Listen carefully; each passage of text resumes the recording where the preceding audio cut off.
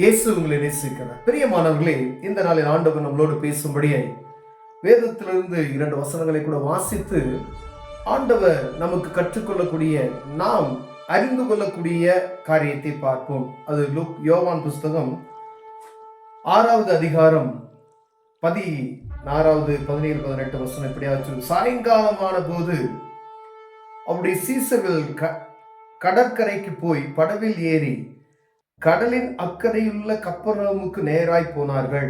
அப்பொழுது இருட்டாயிருந்தது. இயேசுவும் அவர்களிடத்தில் வராதிருந்தார். பெருங்காற்று அடித்தபடியினாலே கடல் கொந்தளித்தது.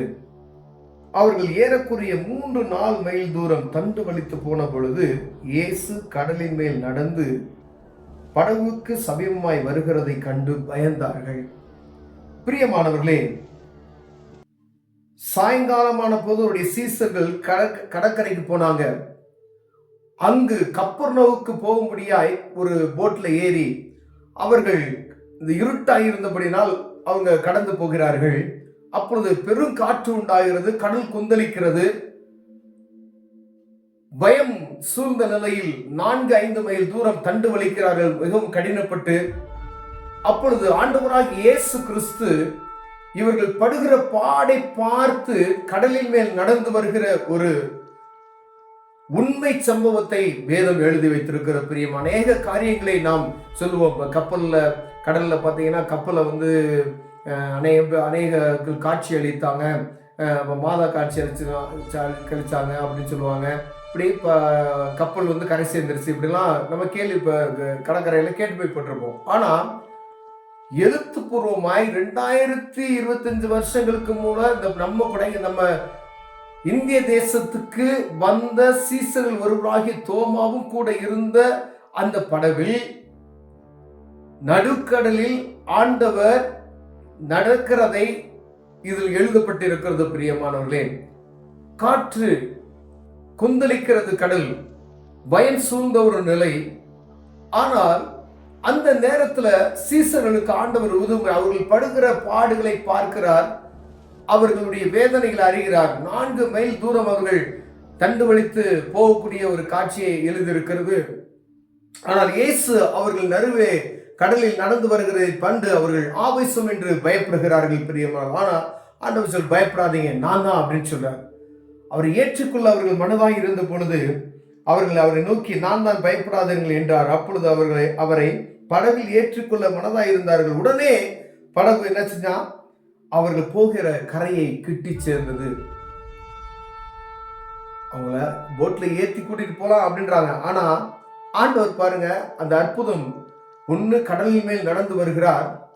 2வது காரியம், அவர்கள் பயத்தோடு கூட இயேசு கிறிஸ்துவை போட்ல ஏற்றி கொள்ளணும் என்ற எண்ணம் அவர்களுக்குள் வந்தவுடனே கரையை கிட்டி சேர்ந்தார்கள் என்று வேதம் சொல்லுகிறது. பிரியமானவர்களே, அவர்கள் போக வேண்டிய அந்த கரைக்கு சேர்ந்தார்கள்.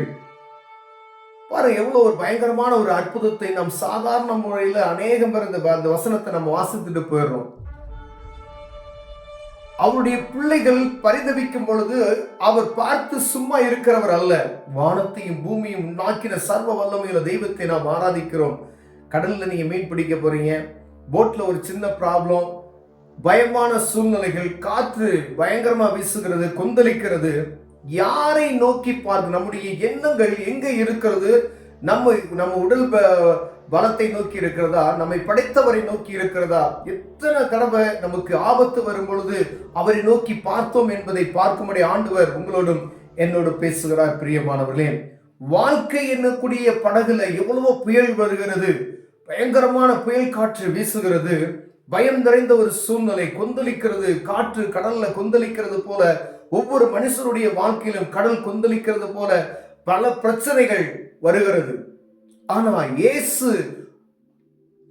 உடனே நமக்கு என்ன செய்யறது? பிரத்யட்சம் ஆகிறதை நாம் உணர முடியும். உங்கள் தேவையை, பயங்கரமான தேவை, என்ன செய்யணும்னு சொல்லி சீசர்கள், நல்லா பாத்துங்க, ஆண்டவரை ஆராதிக்கிற பிள்ளைகள், அவர்களுக்கு ஒரு பிரச்சனை வரும் பொழுது ஆண்டவர் என்ன செய்யறார்? அவரே நேரடியா இந்த காரியத்தை ஷால்வ் பண்றதை நம்ம பார்க்க முடிகிறது. பிரியமானவர்களே, அநேக நேரங்களில் நமக்கு வரக்கூடிய பிரச்சனைகள், குடும்பம் என்ற அந்த படகுல, நம்ம சொந்த வாழ்க்கை என்ற படகு கொந்தளிக்கிற கடல்ல கடந்து போகும் பொழுது ஆண்டவர் அதை நமக்கு சரி செய்து கொடுக்கிறதை நாம் பார்க்க முடியும். ஆனால் அற்புதம் செய்கிற இயேசுவை நாம் நோக்கி பார்க்கிறோமா என்று பார்க்கும்படியாய் ஆண்டவர், ஒருவேளை இதை பார்த்து கொண்டிருக்கிற அன்பு சகோதரனே சகோதரியே, ஒருவேளை உங்க வாழ்க்கையில ஆண்டவரை நீங்கள் பார்க்கிறீர்களா? அவரை நோக்கி பாருங்க. ஆண்டவர் அற்புதம் செய்ய வல்லமையுள்ளவராய் இருக்கிறார். நீங்க அவரை நோக்கி பார்க்கும் பொழுது, ஒரு பிரச்சனை உங்களுக்கு வரும் பொழுது அவர் உங்களை நோக்கி வருவார். நீங்க தேடுறதுக்கு முன்னாடி ஒரு பெரிய ஆபத்து, இங்க கடல் கொந்தளிக்கிறது போல உங்க வாழ்க்கையில ஒரு கொந்தளிப்பு வரலாம். இல்ல நீங்க போட்ல மீன் பிடிக்கிறதுக்கு போறீங்க, வள்ளத்துல போறீங்க, இல்ல லாஞ்சில போறீங்க அப்படின்னு சொல்லும் பொழுது ஒரு ஆபத்து வருகிறது. நீங்க முதல்ல அவரை நோக்கி பார்த்து அவருடைய சீசர்களா இருப்பீர்களானால் அவர் என்ன செய்யணும்? அவர் உங்களை தேடி வருவார். பிரியமானவர்களே, நீங்க அவரை யார் என்றே அறியாதபடி இருப்பீர்களானால் அவருக்கு உங்களை என்ன செய்யாது? தெரியாது. அவர் என்னை கூப்பிடல, என்னை பார்க்கல, நான் துன்மார்க்கமா நான் வாழ்கிற, எப்படி வேணாலும் வாழ்ந்துக்குவேன், அவர் எனக்கு உதவி செய்யணும்னு சொல்லுகிற ஒரு மனப்பான்மை நமக்குள் இருக்குமே. ஆண்டவர் அப்படிப்பட்டவர்கள் சொல்றார், நீ என்னை நோக்கி பாரு, நீ எட்டாததும் அறியாததுமான பெரிய காரியத்தை நான் உனக்கு செய்வேன் என்று சொல்லுகிறார். பிரியமானவர்களே, உங்க வாழ்க்கையில பல போராட்டங்கள் பிரச்சனைகள் வருகிறதா? ஆண்டவர் அவங்களை தேடி வராரா?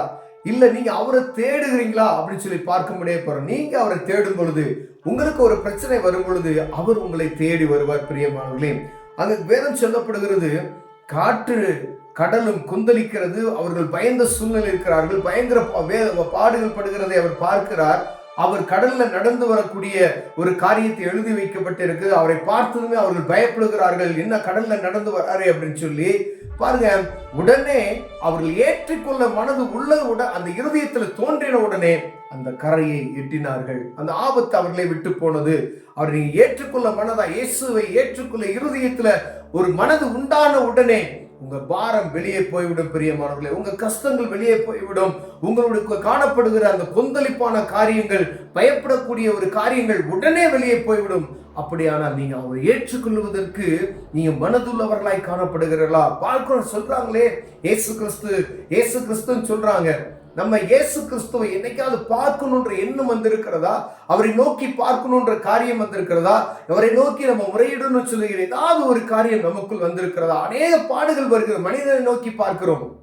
இயேசுவை நோக்கி நீங்கள் பார்ப்பீர்களானால் ஆண்டவர் உங்களை தேடி அவர் வருவார். கண்களை மூடுவோம், ஜெபம் செய்வோம். அன்பின் தகப்பனே, அநேக நேரங்கள்ல நான் உண்மை தேடாம இருந்துட்டோம் ஆண்டவரே.